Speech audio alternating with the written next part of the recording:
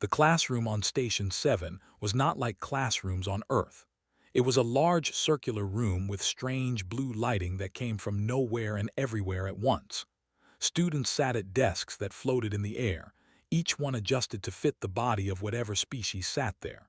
Some students had 4 arms. Some had wings. Some were made of crystal that caught the light and threw rainbows across the walls. Sat at her human-sized desk near the middle of the room. She rubbed her eyes and tried to focus on the holographic display in front of her. The numbers and alien symbols swam in her vision. She had not slept in 3 days. There was too much to study, too much to learn, too much to prove. She was one of only 15 humans in a school of 300 alien students. She had to show them that humans belonged here. "Now observe," said Instructor Axe from the front of the room. The instructor looked like a giant praying mantis, but with 6 eyes instead of 2. Their voice came out in clicks and buzzes that the translation device changed into words. "This pathogen is from the swamps of Nine. It attacks the nervous system of most carbon-based life forms." Leaned forward to see better. The hologram showed tiny organisms that moved like worms. They glowed with a sick green light. Her head felt heavy. The room seemed too warm. Sat at the desk next to hers. He was her study partner and one of her few friends on the station. He glanced at her and frowned. "You okay?" he whispered. "Fine," whispered back, but she was not fine. Her hands were shaking. Black spots danced at the edges of her vision. "For today's practical exam," Instructor Axe continued, "you will each analyze a sample and identify the correct treatment protocol. This will count for 30% of your grade." The other students began moving, collecting their sample containers from the distribution drone that floated around the room. The crystalline students moved in complete silence, their bodies rigid and precise. The students clicked their mandibles in what might have been excitement or stress. The gas cloud student near the back of the room simply changed color from blue to purple. Stood up to get her sample container. The room tilted. She grabbed the edge of her desk, but her fingers would not hold on. The floor came up to meet her, but she never felt it hit. One moment she was standing. The next moment there was nothing. Saw her fall. He moved without thinking, pushing away from his desk and diving to catch her. He was not fast enough to stop her from falling, but he managed to get his hands under her head before it hit the floor. He shouted. The room went silent. Every student froze. This was what they were taught to do in emergencies. Freeze. Wait. Let the automated systems handle it. Minyu was sitting 3 desks away. He was the unofficial leader of the human students, the one who always knew what to do. He jumped from his seat and ran to side. "Everyone move back," he called out. "Give her space." The alien students did not move. They stood frozen like statues, waiting. Instructor Axe's antennae twitched. "Emergency detected," the instructor said calmly. "Medical assistance has been summoned. Please remain calm. Estimated arrival time, 4 minutes and 42 seconds.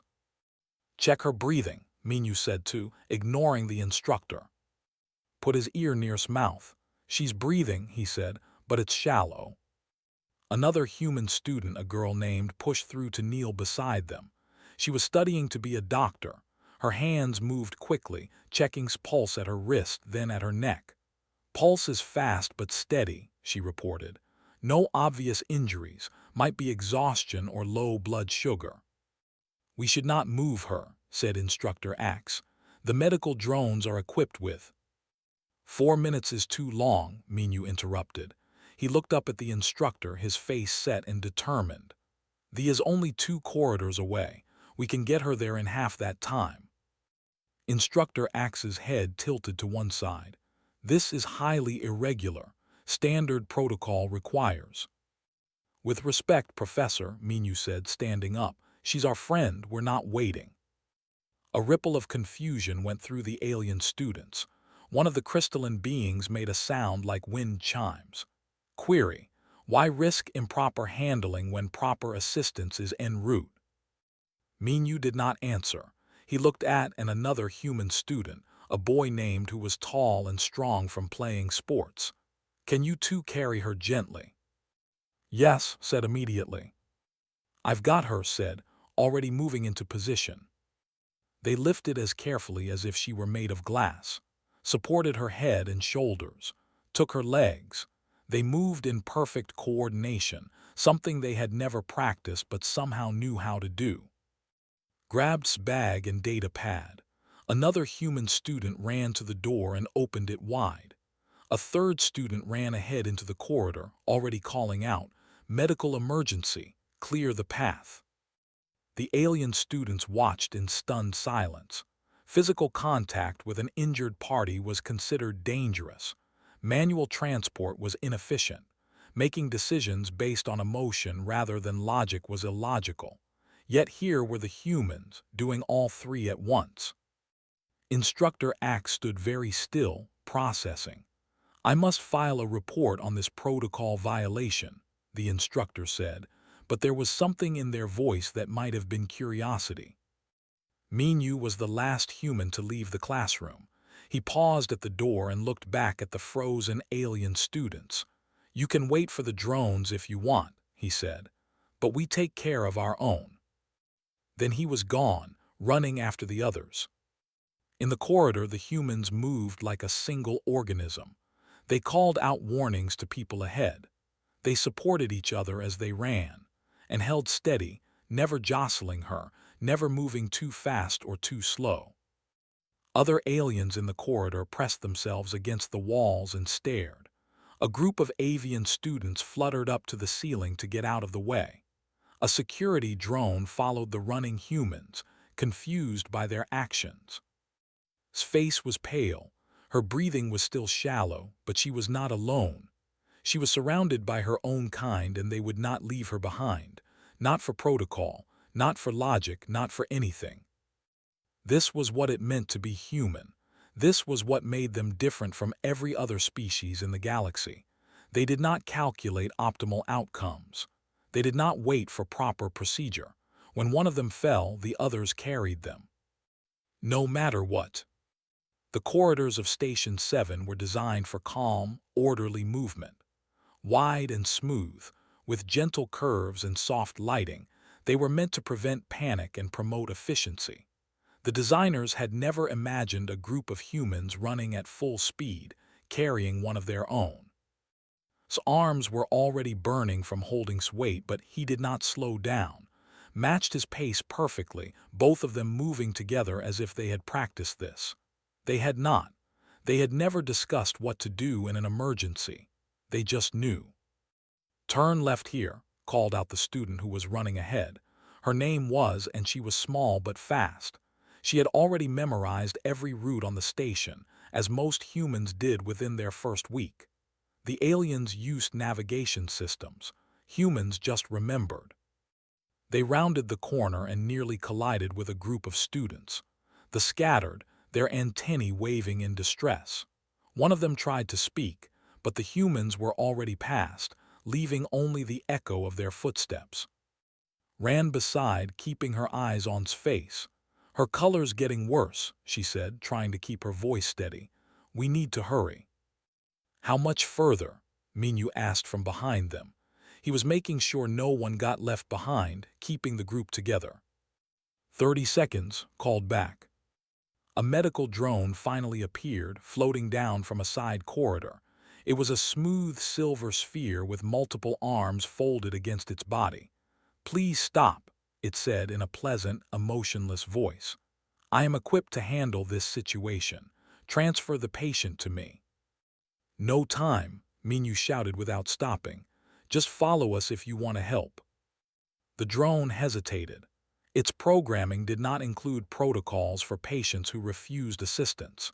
It followed behind, confused and beeping softly. They burst through the doors of the like a storm. There was a large, clean room filled with floating beds and humming machines. It smelled like antiseptic and ozone. Several alien medical staff looked up in shock. Had arrived 30 seconds earlier and had already found Doctor, the human doctor on duty. Doctor was ready, standing beside a prepared bed with medical scanners already activated. "Here," she called out. "Put her down gently," and lowered onto the bed with extreme care. Their hands were shaking from effort and fear, but they did not rush. Only when was safely on the bed did they step back. Doctor's hands moved quickly, pressing scanners against skin, checking her eyes, her pulse, her temperature. Numbers appeared on a holographic display above the bed. "Severe dehydration," doctor said. "Exhaustion. Blood sugar critically low. When did she last eat?" "I don't know," said, his voice breaking. "She's been studying constantly. I tried to get her to take breaks, but she said she was fine." "She's not fine," doctor said, but her voice was kind. "But she will be. You got her here in time." A tall alien entered the room. It looked like a large bird with blue and silver feathers, walking on two legs and wearing a medical coordinator's badge. "What is happening here?" the alien demanded. "Why was proper emergency protocol not followed?" Doctor did not look up from her work. She was inserting an IV line into his arm, providing fluids and nutrients directly into her bloodstream. "Because my people don't wait when someone needs help," she said simply. "The medical drones were en route," the alien coordinator said. "Its name was, and it was responsible for all operations. They would have arrived in 4.7 minutes. "We got her here in 2 minutes," Minu said.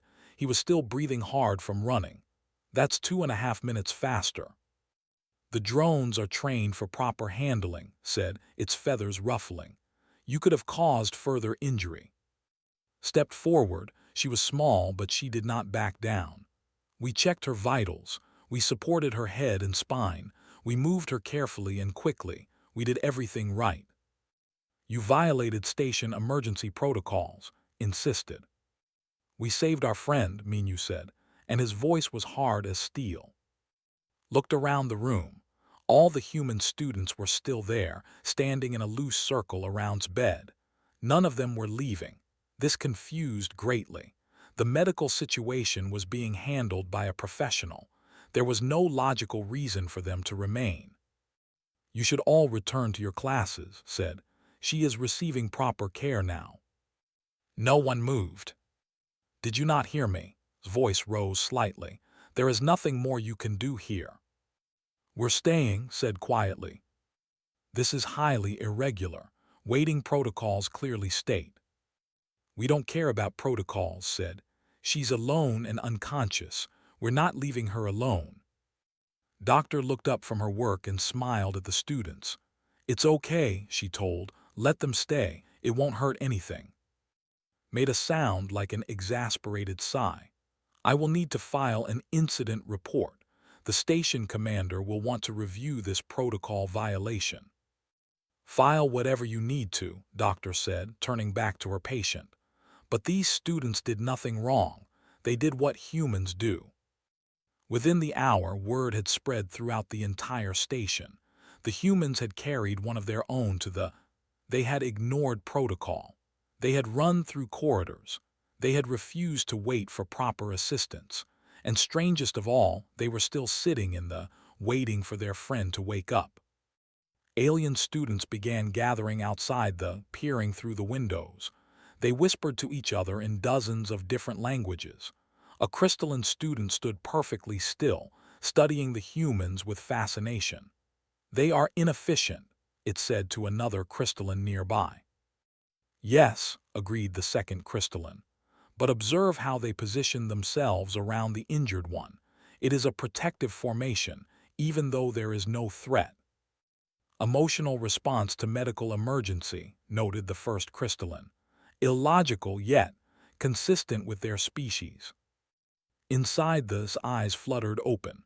The first thing she saw was face, worried and relieved at the same time. "Hey," he said softly, "welcome back." Tried to sit up, but doctor gently pushed her back down. "Not yet, you need to rest." "What happened?" asked. Her voice was weak and confused. "You fainted in class," said. She was sitting on the edge of the next bed over. "You scared us." Looked around and realized that all her friends were there. Every human student from her class had come. They were sitting, standing, waiting for her. "You all stayed," she whispered.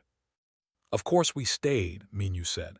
He was leaning against the wall with his arms crossed, trying to look casual, but his eyes were concerned. "Did you really think we'd leave?" Tears started rolling down his cheeks. "I'm sorry. I didn't mean to cause trouble. I just wanted to do well to prove that humans belong here." "Stop," said firmly. "You don't have to prove anything to anyone. You belong here because you're smart and capable, but you also have to take care of yourself." "We all have to take care of each other," Doctor added. "That's how humans survive, not by being the strongest by being together." Outside the window, more aliens were gathering. They watched the humans with confusion and growing curiosity. This was not how any other species behaved. When a crystalline was injured, they waited for assistance with calm logic. When it fell ill, they relied on the efficiency of medical systems. When a gas cloud entity needed help, they requested it through proper channels. But humans ran through corridors, they carried each other, they violated protocols, they stayed by bedsides, they cried, they held hands, they refused to leave their own behind. It made no sense. It was inefficient and emotional and illogical. But as the aliens watched, something stirred in them. A small thought, a tiny question. What would it be like to have someone care that much? What would it be like to know without doubt that if you fell, someone would catch you? The humans were teaching the galaxy something new, and the galaxy was beginning to notice. The next morning, the incident report sat on Commander L's desk. The commander was a member of the saurian species, tall and covered in dark green scales that caught the light like polished stone.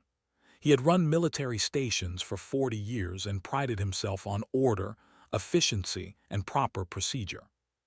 He read the report 3 times, his yellow eyes narrowing with each reading.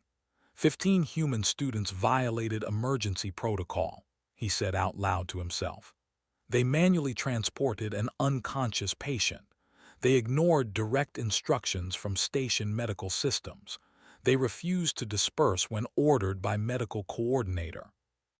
His second-in-command, a calm avian named, stood nearby. "Should we discipline them, Commander?" L tapped his clawed fingers on the desk. "According to regulations, yes, but—" He paused. "The patient received treatment 2.5 minutes faster than standard protocol would have allowed." "The medical drones are designed for optimal safety," pointed out. "Yet the patient was unharmed by the manual transport," L said. "In fact, she received faster treatment and is recovering well." He stood up, his tail swishing in thought. "Call a station-wide meeting. This needs to be discussed." 2 hours later, the main conference room was full. Students and faculty from every species sat together in nervous silence. The crystalline students sat perfectly still in their section. They clicked softly to each other. The gas cloud entities hovered near the ceiling, their colors shifting with anxiety. The human students sat together as they always did. Was there too, still looking pale but insisting she was well enough to attend. Sat beside her, ready to catch her if she fell again. Commander L stood at the front of the room. "We are here to discuss yesterday's incident," he began. His voice was deep and commanding. 15 students violated multiple safety protocols. This cannot be ignored." The human students glanced at each other but said nothing. "However," L continued, and his voice softened slightly, "the outcome was positive. The patient received faster care. No additional harm occurred. This presents a problem. Our protocols are designed for maximum safety and efficiency. Yet in this case, violating protocol produced better results." A crystalline student raised one crystalline appendage. "Commander, if I may speak." "Go ahead," L said. The crystalline stood up, its body rigid and geometric. "I was in the classroom when the incident occurred. I followed proper protocol. I froze and waited for medical assistance. This is the logical response to emergencies." "Yes," L agreed, "it is." The humans did not freeze. the crystalline continued. They moved immediately. They touched the injured one.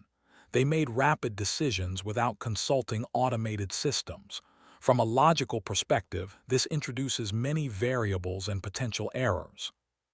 That's true, Minyu said, standing up from the human section. We did take a risk, but she's our friend. We couldn't just stand there. The crystalline turned to face Minyu. Its face had no expressions, but its voice carried genuine confusion. I do not understand this word as you use it. Friend. We have studied your species. We know you form social bonds. But what is the logical benefit of risking improper procedure for a social bond? Stood up next to Minyu. There isn't a logical benefit, not the way you mean it, but if someone you care about is hurt, you help them. You don't think about it, you just do it. Even if waiting would be safer, asked an student. Especially then, said, rising from her seat. Because being safe isn't the only thing that matters. Being alone is worse than being at risk. A gas cloud entity near the ceiling changed from blue to orange. This concept is difficult to process.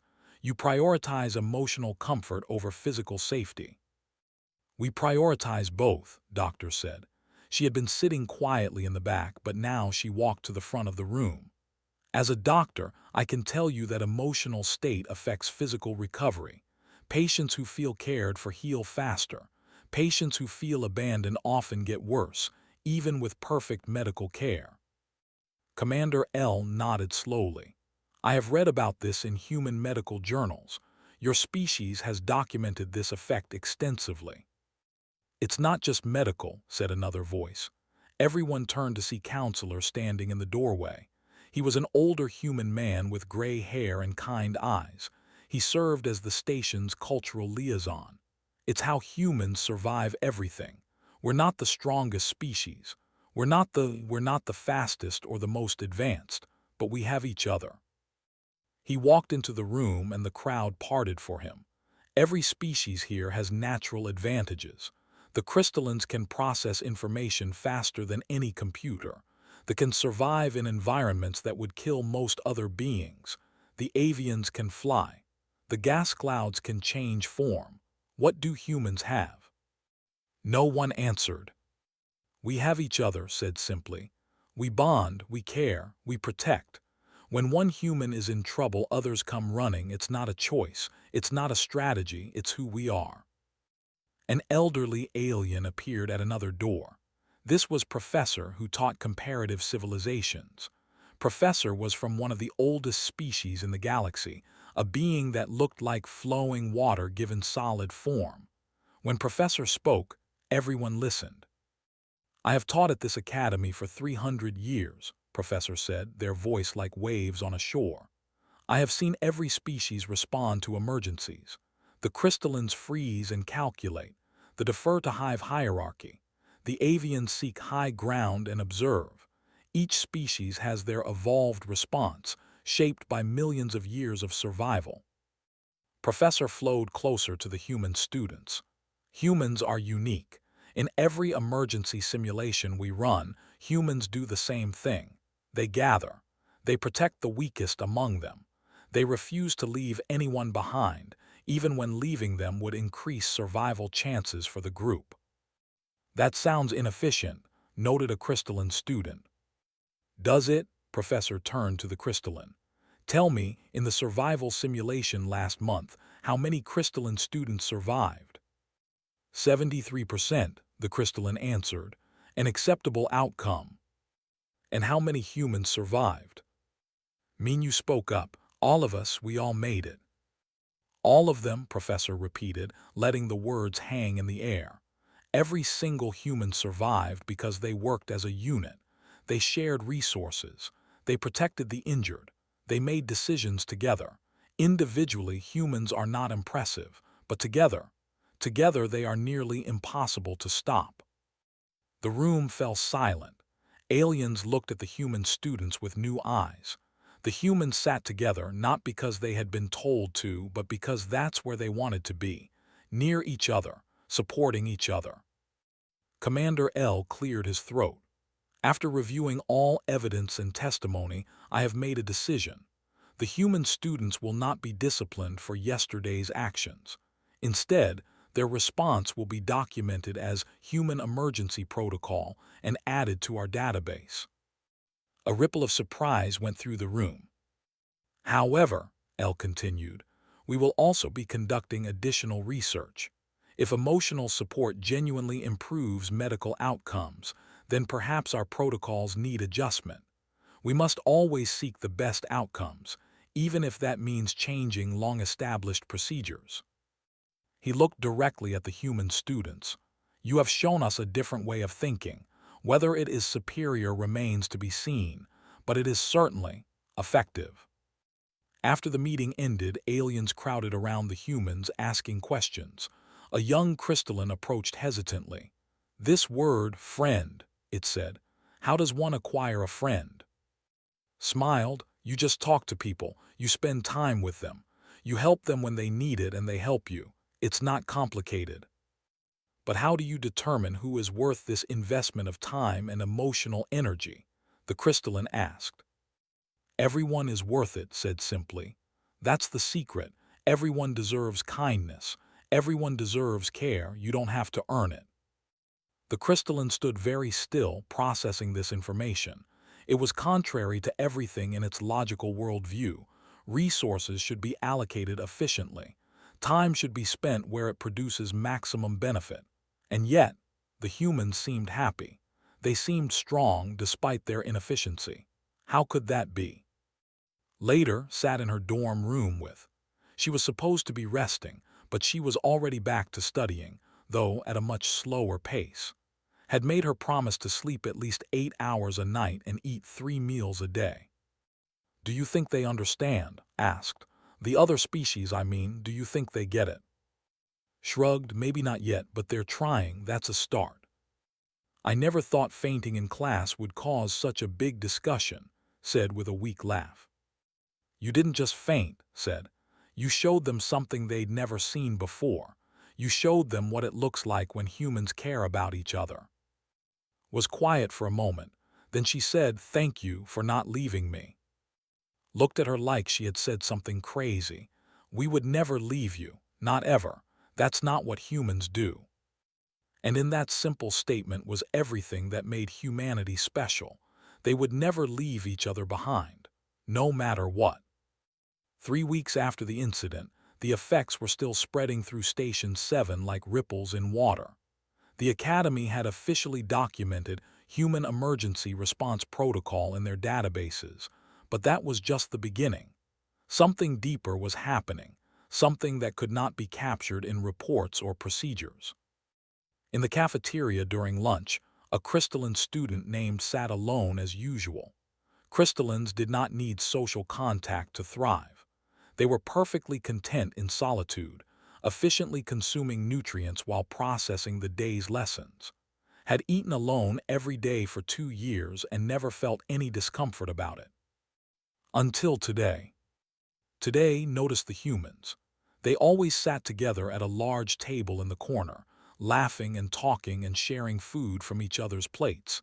Had seen this before but never really observed it. Now, after the meeting with Commander L, after hearing about friendship and caring and protecting each other, watched them differently. One of the humans noticed staring. He waved. Did not understand the gesture at first but stood up and walked over carrying his tray. Hey, said with a smile. You're in my mathematics class, right? Want to sit with us? Hesitated. I am functioning optimally in my current location. That's not what I asked, said. I asked if you want to sit with us. It's more fun than eating alone. I do not require fun, said. I require nutrients and a processing period before the next class. You can do that at our table too, said. Come on, I promise we don't bite. He paused. Actually, I should ask, do crystallines even have a concept of biting? I don't want to accidentally offend you. Made a sound like wind chimes, which was how crystallines expressed confusion. You are concerned about offending me, yet you invited me to sit with beings I do not know. Yep, said cheerfully. That's how you make friends. You start by sitting together. Calculated the social risks. the potential inefficiencies, the logical arguments against this action. Then picked up their tray and followed to the human table, because maybe logic was not the only thing that mattered. In the physics lab, was working on a complex equation when she noticed one of the students struggling with the same problem. The antennae were drooping, which had learned meant frustration. "Do you need help?" asked. The whose name was Tix looked up in surprise. "You would assist me, but we are competing for grades. Helping me could lower your class ranking." "I don't care about that," said. "I care about you understanding the material. Here, let me show you a trick that helped me." Tix listened as explained the problem, breaking it down into simpler steps. When Tix finally understood, their antennae perked up with excitement. "Thank you," Tix said. "This is unusual. My species does not typically share knowledge so freely." "Why not?" asked. "Because knowledge is power. Power is survival. Why would one give away power?" "Thought about this. Because when we all have knowledge, we're all stronger. I don't lose anything by teaching you. I actually gain something." "What do you gain?" "A friend who knows physics," said with a grin, "and someone who might help me when I'm stuck on the next problem." Tix considered this. It was inefficient by standards, but it was also nice. Tix had never had anyone offer help before without expecting something in return. In the dormitory halls, Minu heard crying. He stopped and listened. The sound was coming from behind a closed door, and it was not a human crying. The sound was higher, more musical. An avian, he thought. He knocked gently. "Hey, are you okay in there?" The crying stopped. "Go away," said a voice. It was female, young. "I mean you," he said through the door. "I'm in your xenobiology class. I just want to make sure you're all right." "I am fine, please leave." Minu did not leave. He sat down on the floor outside the door. "I'm not great at leaving when someone's upset. It's a human thing. We're kind of annoying that way." There was a long silence. Then the door opened a crack. An avian student with bright yellow feathers peeked out. Her eyes were wet. "Why do you care?" she asked. "Because you're crying," Minu said simply. "That usually means something's wrong." "You do not even know my name." "Then tell me your name." "Hi, want to talk about it." Opened the door wider. She had never had anyone just sit and listen to her before. In avian culture, showing weakness was shameful. You were supposed to handle problems alone, to fly above your troubles. But here was this human, sitting on the floor, looking up at her with genuine concern. "I failed my exam," she said quietly. "I studied very hard, but I failed. Now I will bring shame to my flock." "One failed exam doesn't define you," Minu said. "Trust me, I've failed plenty. Want to study together for the retake?" "You would help me?" Feathers ruffled in surprise. "Of course, that's what friends do." "But we are not friends. We have never spoken before."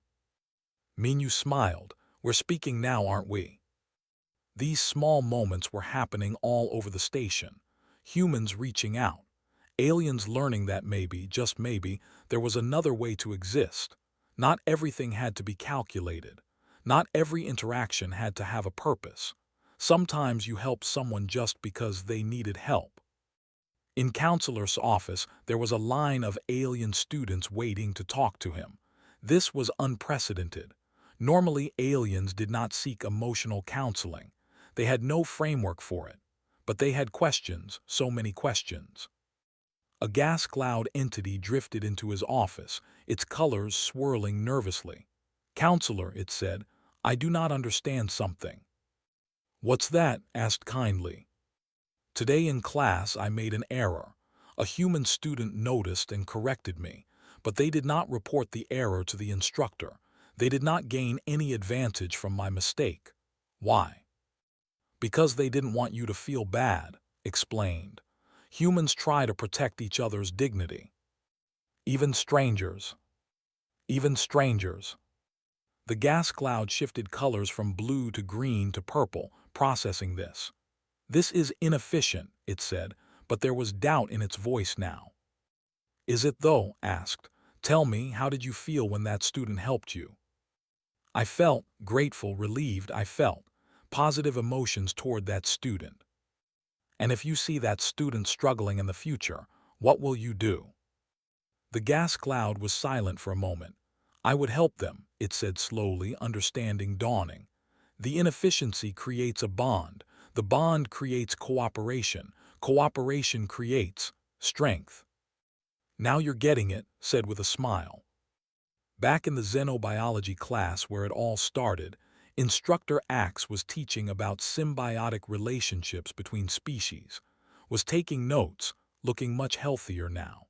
She had learned to balance her work and rest. More importantly, she had learned that she did not have to prove anything alone. Instructor Axe paused in the middle of the lecture. "I have an observation," the instructor said. "3 weeks ago, a student collapsed in this classroom. The human students responded in a way that violated protocol but achieved positive results. Since then, I have noticed changes in class dynamics." The students looked up, paying attention. "Study groups have formed that include multiple species," Axe continued. "Students are sharing notes. I have observed crystalline students explaining concepts to students. I have seen avian students reviewing material with gas cloud entities. This is highly unusual. Historically, each species studied independently." Raised his hand. "Maybe they learned from us," he suggested. "Humans always study together. It's easier that way." "Indeed," Axe said, "but it is more than easier. According to my data, average test scores have increased by 12% across all species since these study groups formed. Collaboration is proving more effective than individual study." A crystalline student raised an appendage. "Instructor Axe, I have a question." "Proceed." "The humans call this collaboration friendship. Is that the correct term?" Axe's antennae twitched. The instructor looked at the human students. "Perhaps one of you could answer that better than I could." Spoke up. "Friendship is when you care about someone else's success as much as your own, when you want good things to happen to them, when you're willing to help them even if it doesn't benefit you directly." "But it does benefit you," the crystalline said. "We have just established that collaboration improves outcomes." "That's a side effect," Minyu said. "Not the reason. We don't help our friends because it might help us later. We help them because they matter to us." The crystalline tilted its head, which was as close as crystallines came to showing confusion. "You assign value to other beings based on emotional attachment rather than practical utility." "Yes," all the humans said at once. The crystalline was quiet for a long moment. Then it said, "I would like to understand this better. Would any humans be willing to explain this concept of friendship to me in more detail? Perhaps over a shared meal?" The human students looked at each other and grinned. "Sure," said. "We usually eat lunch together. You should join us." "I should warn you," the crystalline said. "I am not efficient at social interaction." None of us were at first, said. "That's okay, you'll learn." After class, as students filed out, Instructor Axe watched them go.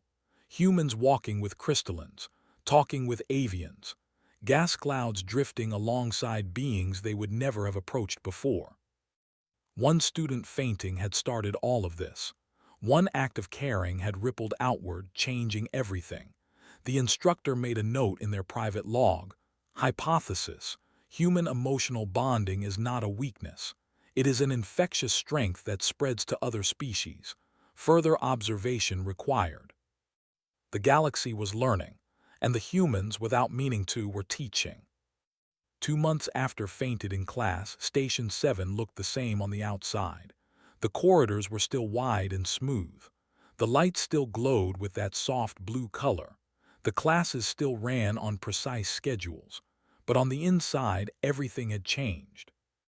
Commander L stood at the observation window in his office, watching students move through the common area below. He had been watching for 20 minutes, studying patterns. What he saw fascinated him. A crystalline student dropped their data pad. 3 students stopped to help, 2 and 1 human. They did not have to stop. They had no obligation to this crystalline, but they stopped anyway. An avian student sat alone on a bench, feathers drooping. A group of students, mixed species, approached and sat down nearby. They did not speak at first. They just sat there present, being with someone who was sad. Elle recognized the avian student who had been crying in her room 2 months ago. Now she was surrounded by friends. Near the food dispensers, the crystalline sat with 5 human students and 2 other crystallines. They were sharing food and talking. One of the humans was teaching the crystallines how to play a human card game. It looked chaotic and inefficient. Everyone was laughing. Counselor appeared at Elle's door. "You wanted to see me, Commander." "Yes, come in." Elle gestured at the window. "Look at that, what do you see?" Looked down at the common area. He smiled. "I see students being students.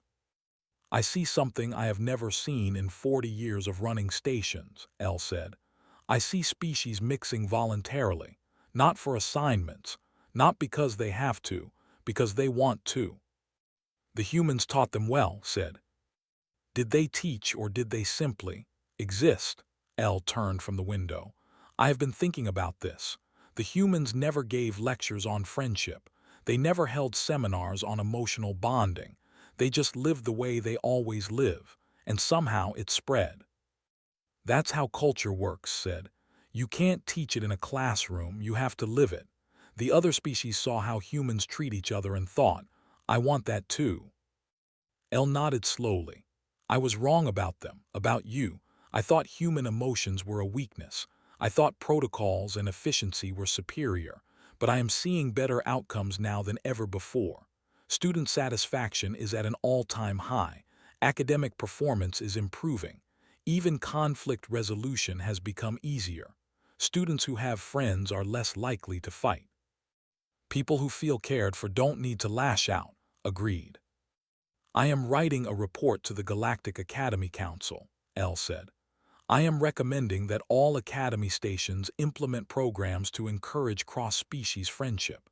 Your species has given us something valuable, Counselor, something we did not know we needed." Meanwhile, in the medical bay, Doctor was reviewing data with medical coordinator. The avian coordinator had been skeptical of human methods, but the numbers did not lie. "Recovery times are down by an average of 18%, said, their feathers ruffled in confusion. "Patients report lower pain levels. They request less medication. The only variable that has changed is visitation." "Patients having friends visit them," Doctor said. "Yes, before the incident with student we had very few visitors to the patients recovered alone as is standard. Now we have visitors constantly. Aliens sitting with sick friends, bringing them items, talking to them. It should be disruptive. It should interfere with treatment. But instead people get better faster," Doctor finished. "Because they're not alone, because they have something to get better for." Was quiet for a long time. Then the coordinator said, "I owe you an apology, Doctor. When the human students violated protocol to help their friend, I was angry. I thought they were being reckless and emotional. I did not understand that emotion could be useful." "Emotion is what makes life worth living," Doctor said gently. "Logic tells us how to survive. Emotion tells us why we should bother surviving." In Professor's classroom, the ancient professor was teaching a lesson on human history. Alien students listened with rapt attention.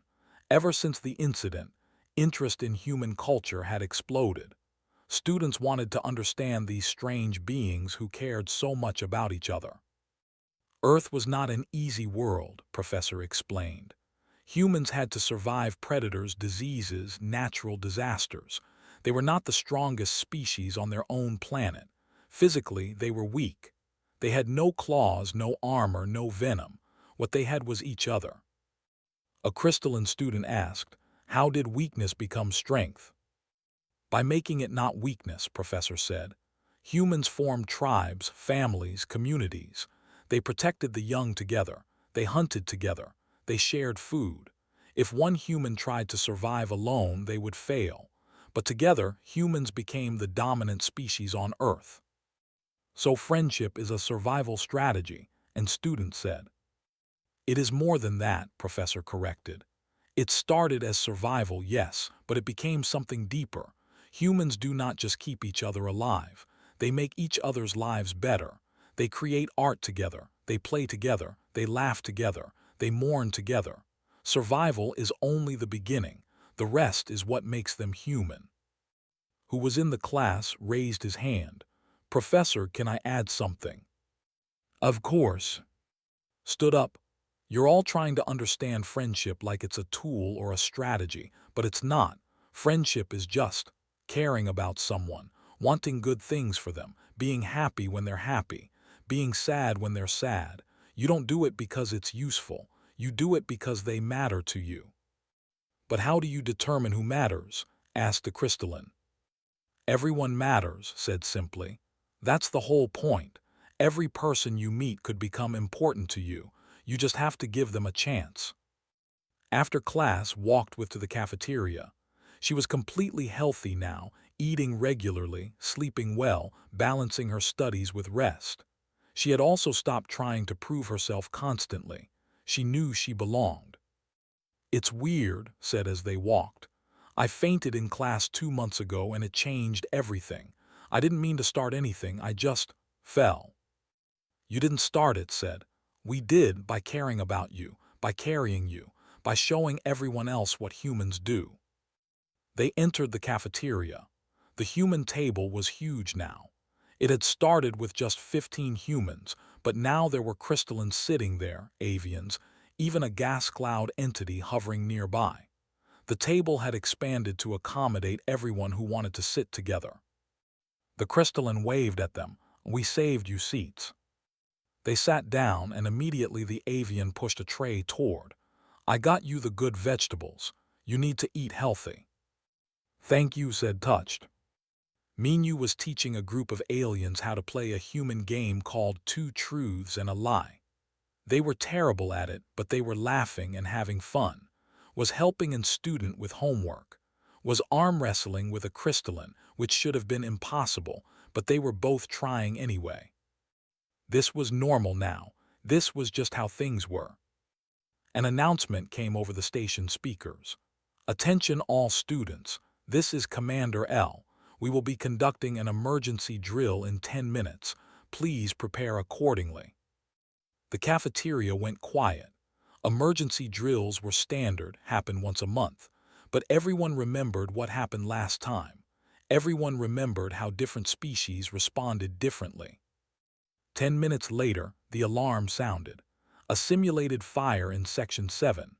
Students were supposed to evacuate calmly and efficiently, following their species-specific protocols. The crystalline students began their procedure. Calculate optimal exit route, proceed in single file, maintain spacing. The students deferred to their designated leader, following in formation. The avians took flight, heading to high points where they could observe. And the humans did what humans always do. They looked around to make sure everyone was okay. Is everyone here? Minu called out, doing a quick. Wait, said, where's? Looked around. The crystalline was frozen at their seat, antennae twitching in distress. Come on, we need to go. Calculating optimal route, said, voice strained. Multiple variables, processing time required. No time for that, said. He grabs arm gently. Come with us, we'll figure it out together. They moved as a group toward the exit, but then stumbled, her wing caught on a table. She fell with a cry of pain. The humans stopped immediately. The alien students continued past them, following protocol. Leave the injured. Medical drones will handle it. Keep moving. But the humans did not keep moving. Knelt beside her. Are you okay? My wing, gasped. I cannot fly, leave me, the protocol says. We don't care about protocol, Minu said. He and carefully lifted. Can you walk? Yes, but the drill. The drill can wait, said. You're hurt. We're getting you out of here safely. They moved toward the exit again, supporting between them. Other humans formed a protective circle around her. They moved slower than optimal. They violated every efficiency protocol, but they did not leave her behind. And then something unexpected happened. The crystalline stopped walking. "Wait," said. "Come on, we need to keep moving," urged. "No, look," pointed back. A young student had fallen behind, mandibles clicking with panic. Their leader had moved ahead following protocol.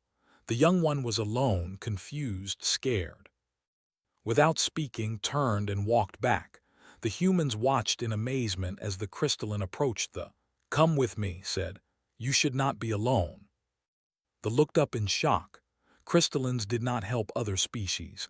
It was not in their programming. It was not efficient, but here was offering help. "Why?" they asked.